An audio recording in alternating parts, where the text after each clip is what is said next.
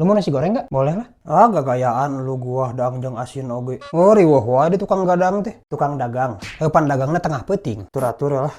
Eta saha? Dulu orang di Jakarta. Palingan mirip atuh. Kata dia kita mirip cenah. Yang enggak aja.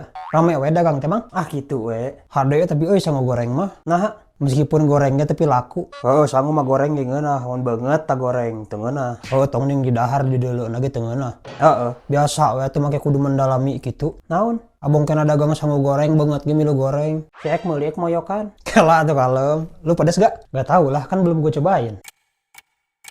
Bejaan tong so asik gitu. Selada we lah dua nana. Kela tuh udah gondong mau nila cengekna. Aisyah tuh prepare juga. Tadi ngomongin apaan? Jadi kalau bahasa Sunda mah goreng itu artinya jelek. Oh, nasi goreng berarti nasi jelek dong. Iya, pas banget dong. Yang dagang nasi gorengnya juga goreng. Sing sopan sih bisa ditinggang ku katanya. Online beauty meuli cengek. Bejakeun tak kadulur maneh. Urang mah selain goreng patut ki goreng adat gitu. Apa katanya? Dia jelek dan dia ikhlas katanya.